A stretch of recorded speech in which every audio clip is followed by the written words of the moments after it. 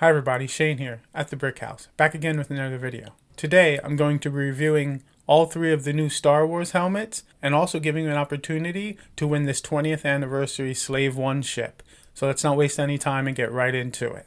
So all of these sets are designed for ages 18 and up, and adults will have a satisfying build experience putting these helmets together, but younger Star Wars fans will be able to appreciate these builds as well. Now the smallest of the helmets is the Mandalorian helmet, coming in at 584 pieces, followed by the Red 5 helmet coming in at 675 pieces, and the largest of the three new sets is the Dark Trooper, and this set comes in at 693 pieces. Now this set actually happens to be the third largest of the sets behind the Darth Vader helmet and the TIE Fighter helmet. So the first set I'm going to review is the Dark Trooper helmet. So the Dark Trooper was introduced in the second season of Mandalorian, and so the build begins by building the front fascia, and the front fascia had some really unique building techniques and a really nice design. I really enjoyed putting the face together. Obviously, the most striking feature are the menacing eyes, and those are done by 1x4 clear tiles, and I think the face looks really menacing and really accurate. All of the helmet sets are designed with a rectangular core inside of them.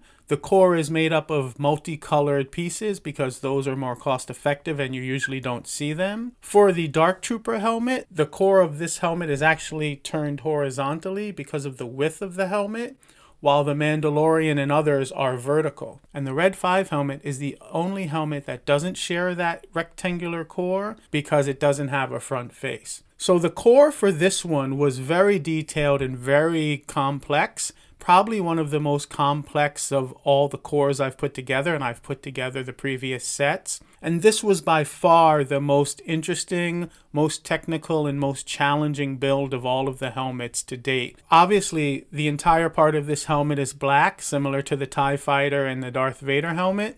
So you do have to pay very close attention to the instructions because there's so many black pieces on black pieces. And so that made it a little more challenging. But this is definitely the most challenging and most interesting build in my opinion. Another interesting technique is for this neck piece, you actually build it upside down and then you put it together. And the interesting thing about that is this is the only helmet where it actually has this tilting piece. So as you can see, the neck actually tilts forward, which makes the Dark Trooper even more menacing. And this is the only helmet that has this feature, which once again makes it even more unique. Now, my biggest gripe about this helmet and all of the helmets is obviously all of these open studs on the top of the helmets. If this was smoother, it would look absolutely fantastic. And the same goes for other helmets.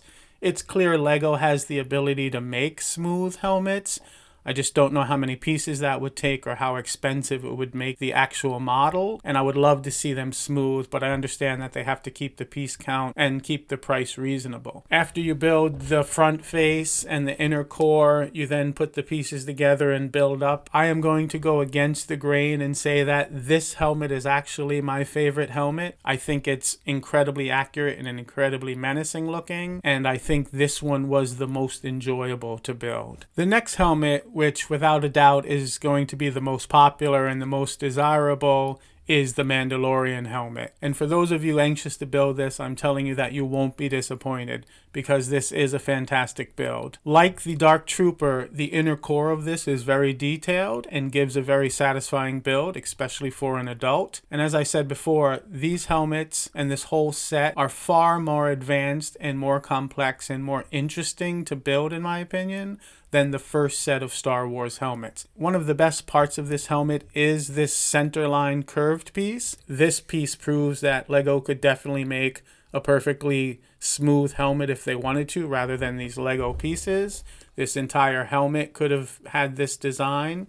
This actually uses tiles and sloped pieces, and they come in little compartments that you put on, which really makes the helmet fantastic. Once again, I would really love for the entire helmet to be smooth. It would make the helmet perfect. It's not perfect now because of these open studs. You build the sides of this helmet separately, so these pieces are built separately and then are placed on, as well as the front. And the front looks very accurate, obviously, to the Mandalorian. It comes with a base as well. it looks accurate to the Mandalorian helmet. It seems a bit subdued compared to perhaps the Boba Fett helmet, but it definitely is unmistakably Mandalorian. Obviously, Boba Fett is the most popular bounty hunter in the Star Wars saga, but it is clear that the Mandalorian is quickly becoming as popular, and I would assume would probably surpass Boba Fett in popularity. Now, many of you may watch the Book of Boba, and it's a very interesting show.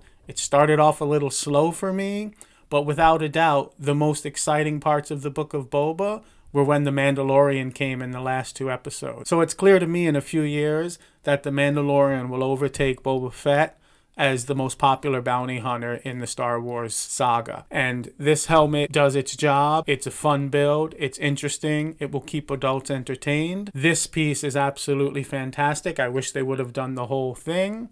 And there are also these very shiny pieces that you see here that are used very sparingly. They really add a luster to the helmet. These pieces are very similar to the ones they used in the Infinity Gauntlet. My only gripe is that they didn't use enough. So as I said, I believe that the Mandalorian will soon overtake Boba Fett in popularity.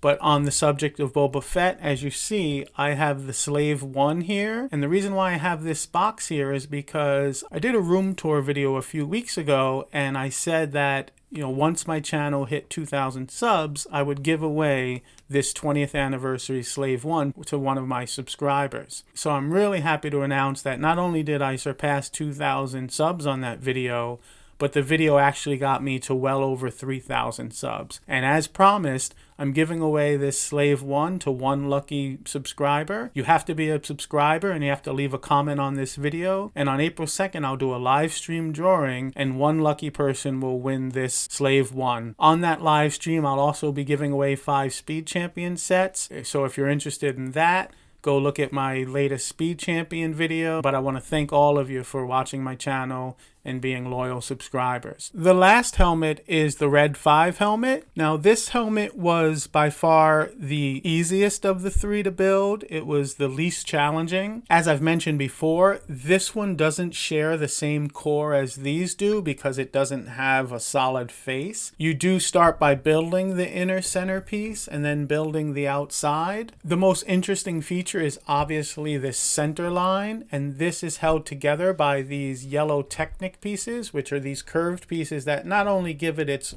look and feel to the helmet, but also help secure the pieces from the back to the front together. So these 2 pieces are very vital from both a structural and a visual standpoint. When you first start putting this together, you build the core and then you build the outside. And it doesn't really start coming together until you build this centerpiece. These ear pieces are built separately and then you stick them on, obviously. One thing I liked about all of these sets is that the way these sets are designed, there are some unique build processes that make it less repetitive. So it wasn't do one thing on one side and then automatically do it on the other side all the time. Another obvious feature are the goggles. These are transparent curved pieces. I think they do the job. These 2 sides are a mix of these curved pieces and these kind of dish plates. This set has both a mix of printed pieces and stickers, so there weren't too many stickers. Which was nice because I'm not a fan of putting lots of stickers on. But the helmet definitely looks like a Red 5 Luke Skywalker helmet. And then obviously the last thing you put on is this communicator and this chin strap. And as always, you build the base separately. And so this is obviously the easiest to build, possibly the least satisfying, but it does look like a Red 5 helmet. Now when this helmet was first being designed, Lego designers had thought about putting Luke Skywalker's face here. And I'm really glad they didn't. I've never seen Lego faces that look that great with lots of Lego pieces. I think it would have actually maybe looked a little creepy. So I think Lego made a really good decision by not putting a face on this. So all of these sets cost $60 US. I think they are priced right. When you look at the price per piece, this one comes in at about 8.5, 9 cents per piece. This one also comes in about 8, almost 9 cents per piece. And this one is the most expensive at a little over 10 cents per piece, which is about average for a Lego set. As many of you know, I'm not a huge fan of judging Lego sets' value just by their piece count. that's a baseline. I really think it's based on the build quality as well and what the final product looks like, if it looks like what it's supposed to. And all of these look how they're supposed to. I think Lego has improved on them. They look better, the build quality is better, and they're worth the money. That's my review for today. Don't forget to hit the like and subscribe. Remember that I'm giving away one of these on April 2nd, so if you're a subscriber, leave a comment and you'll be eligible to win, and I'll see you next time.